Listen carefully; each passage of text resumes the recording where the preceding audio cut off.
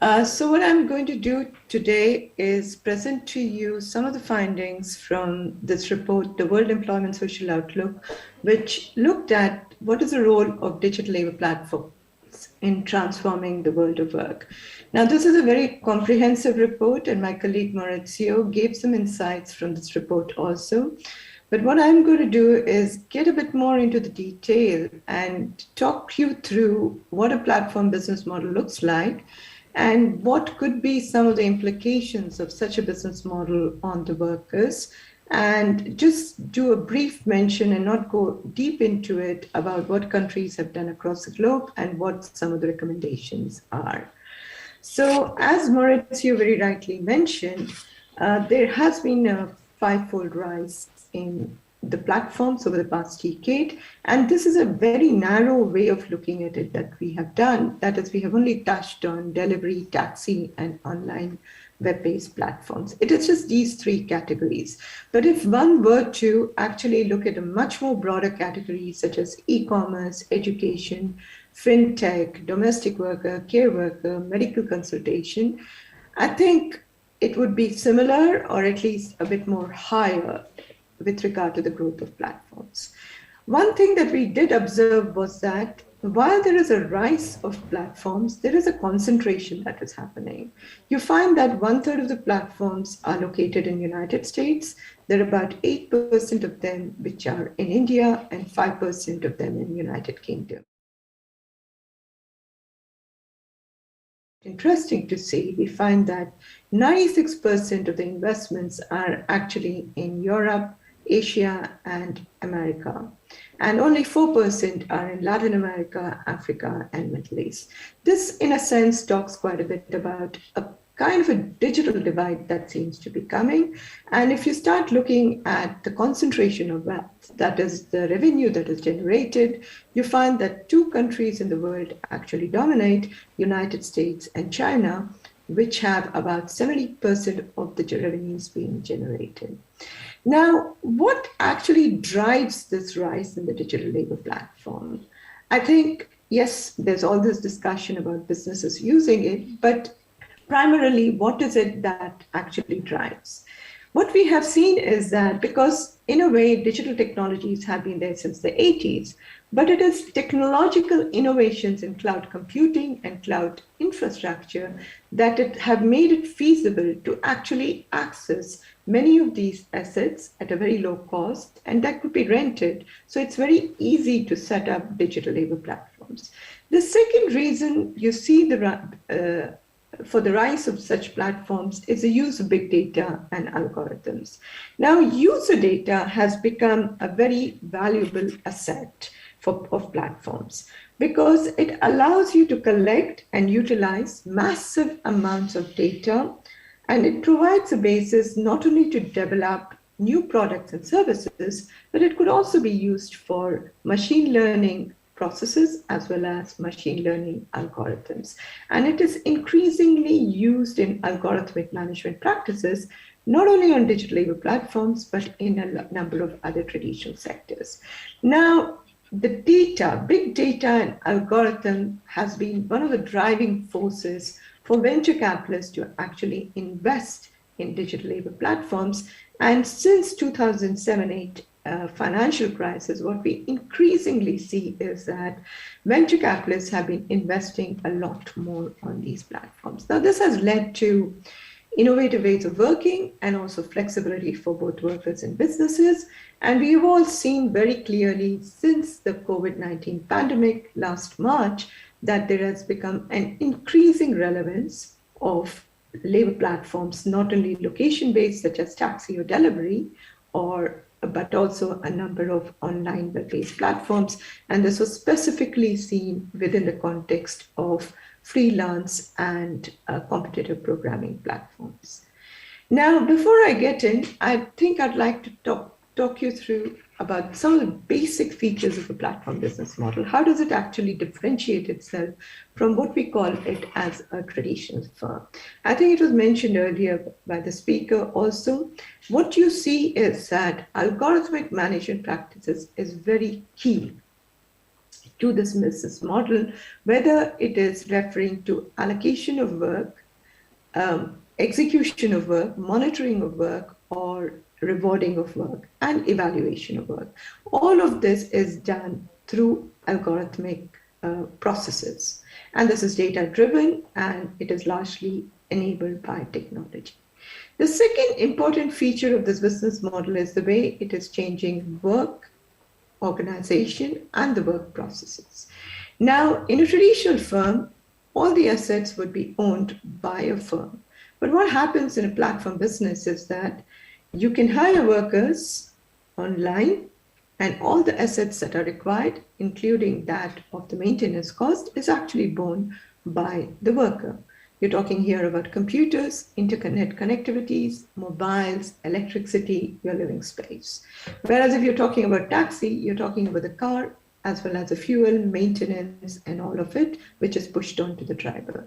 Now, this actually helps the platforms to become very asset-light and agile. And if the business does not work, they can actually close it because there are no risks actually associated with it, except for the rent they might be paying for the platform, which is hosted on a cloud infrastructure. And all the risks are actually pushed onto the workers. The second and very important, especially from the ILO's viewpoint, is the duality that this business model creates. We all know of duality that exists, especially in labor markets in developing countries, where you have a formal and an informal labor market. But it's interesting to see that the platforms actually create this duality. They have a core workforce who have standard employment relationships, and they actually get all the benefits, and they have better contractual status, and they can negotiate for their incomes. While on the other hand, you have a large mediated workforce who are outsourced workers who do not have a standard employment relationship, and they do not get all the benefits that a core workforce gets. So these are some of the basic tenets of a platform business model. Now, in this particular report, what we look at is different types of digital labor platforms. On the location, we look at taxi and delivery, which are largely male-dominated sectors, but we did have a look at some of the female-dominated platforms, such as care workers, domestic services, tutors, beauty workers, but we could not get too much of in-depth inroads into doing a survey in these sectors.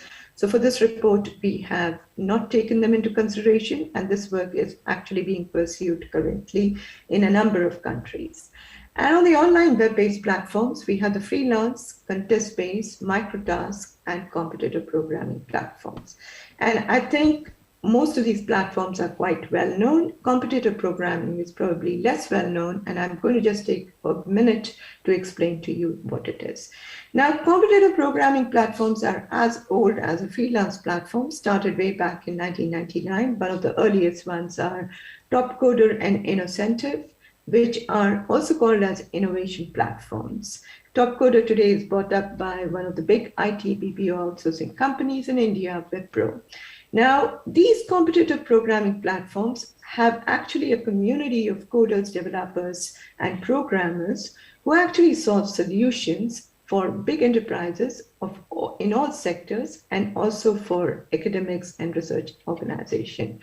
To give you a quick example, Harvard Medical School was trying to look at identify solutions for a cancer in the lungs. It actually posed that as a problem to the Topcoder community, and about 1,000 coders and programmers were invited to compete in the competition. And the competition was for a period of 10 weeks. There were about 564 participants, and 34 participants finally submitted solutions over the 10-week period, and there were 43 solutions. Now, what is phenomenal in this process is that, and that's the reason why industry uses it in a big way, is that in 10 weeks, you can get 43 solutions, AI solutions for a problem that you have, which if you had to do it within the enterprise would take a very long period of time. And these platforms have grown enormously over the past 2 decades, but not much is known to many people. And I thought that's important to highlight. But what's very important to keep in mind is, despite the diversity that you see in the different types of platforms that are there across a whole range of sectors, high skilled, low skilled, medium skilled, there are certain common elements that exist in these platforms. Platforms cannot exist unless and until there are network effects. What do we mean by network effects? You need two sides of the markets. You need workers on one hand, and you also need clients on the other hand. Without either one of them, a platform cannot actually exist. So platforms give different types of incentives and subsidies to different parties and try to attract them. And then once they have built up their base, they try to match workers with clients using a number of indicators. And one of the most prominent indicators that is used is that of ratings and reviews by the clients. There are freelance platforms that take into consideration worker profile, project history, or what is the rate proposed by the worker. The second common element, which is quite interesting in this platform business, is the way the revenue is generated. The revenue model is based on commission fees and subscription plan. The commission fees are largely charged both to the workers and the client, but what is charged to the clients is far lower than that of what is charged to the workers.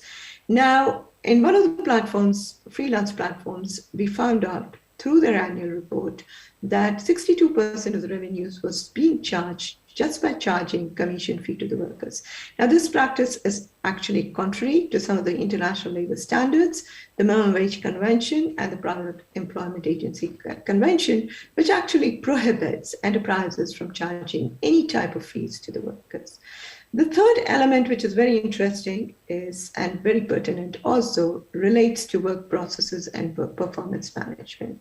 There's a lot of talk about flexibility, independence, absolutely no control that is talked about on these platforms, but in reality, all of them exist, and workers are monitored and tracked and evaluated using different tools.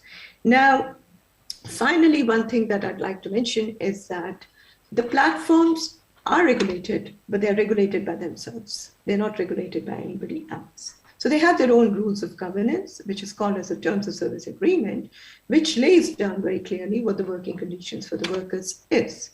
And this is unilaterally determined by the platform without any consultation with the social partners.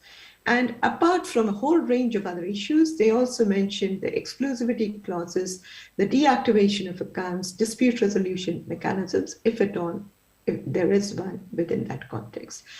I think one point I'd like to raise already in the discussion today, which is quite important to keep in mind, is that there exists this notion that, the platforms have come in and have created all these jobs. I think we often tend to forget that all of that work we are talking about, whether it is a software programmer or a coder, or a freelancer who's doing a project management or a translation or legal or patent services or a taxi service, actually all of this existed in the traditional labor market and continues to exist in those labor markets. What platforms have done is they have used technology to mediate many of these services. And I think this is something very important to keep in mind. To an extent, what regulations should be applying to a traditional firm should actually apply to a platform business model too. But it's unfortunate that we haven't really reached that stage yet. Now, for this report, we have actually done surveys and interviews across the world, across all these different platforms. And we have done surveys with about 12,000 workers in 100 countries.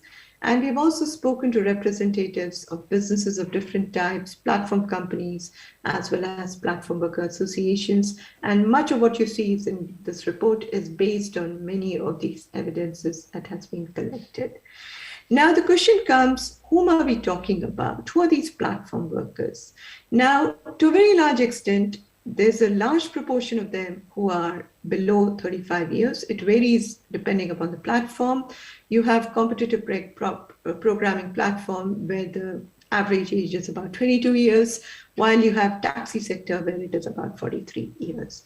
Now, most of these workers are very highly educated. By highly educated, I mean they have postgraduate degrees or graduate degrees at least. And this is particularly so in developing countries. They are largely men, but women are also finding work on these platforms.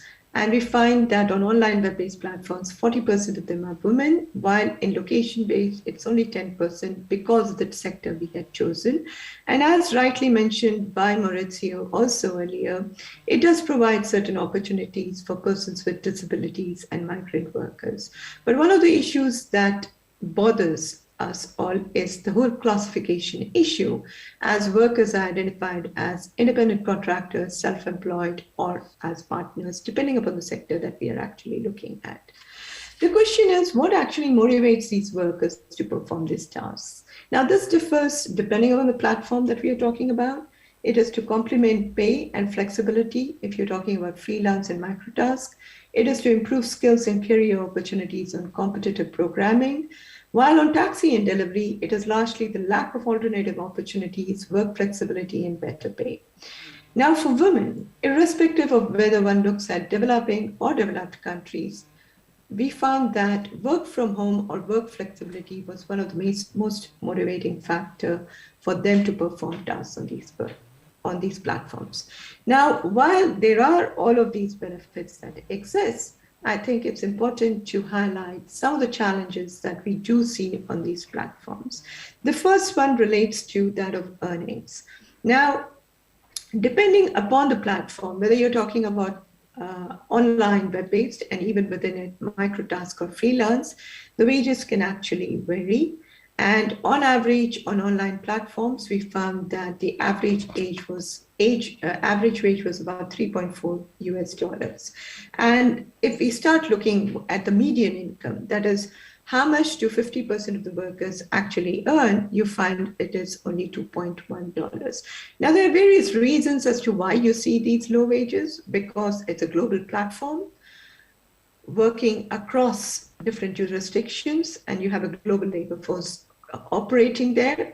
You find that there's a lot of underbidding that happens, and workers in the urge of trying to get work opportunities often end up also doing tasks for free.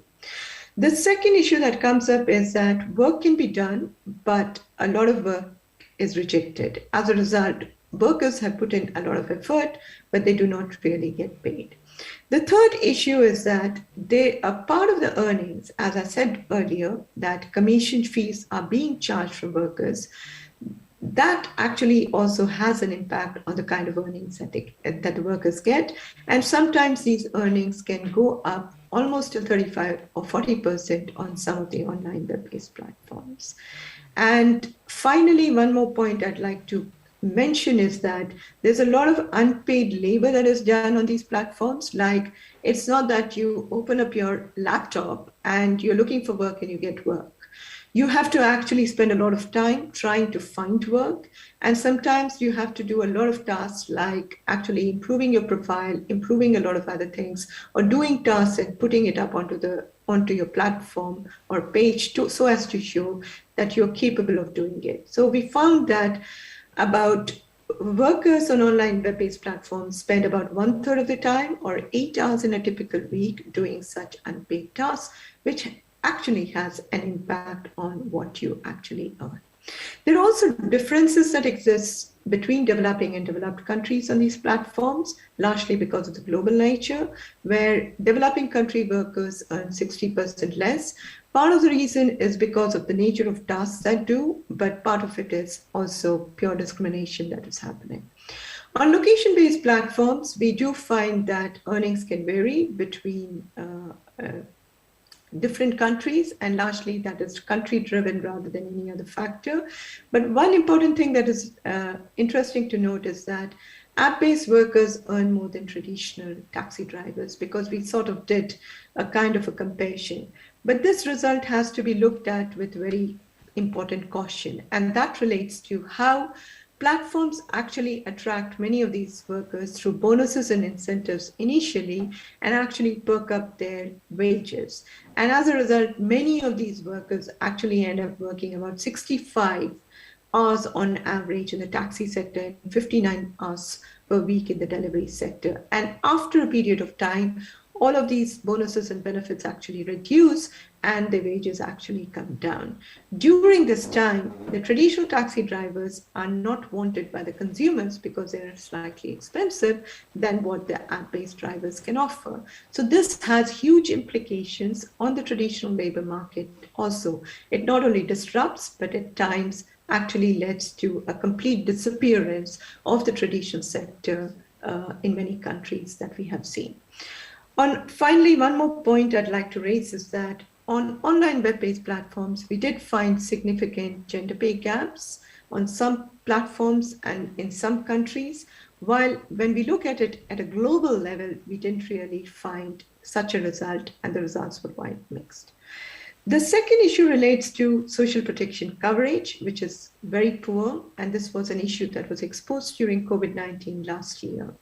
And this is irrespective of whichever segment you take into consideration, whether it's health insurance, work-related injury, unemployment, disability, it is very low. Now, this had left platform workers at risk during COVID-19, where about 70% of the workers indicated not being able to take paid sick leave or receive compensation in the event they were to test positive for the virus. Now, this has implications not only for combating COVID-19, but also how to actually address this risk in a big way. We did a bit more of a deep dive last year to understand the implications of COVID-19 on work and incomes.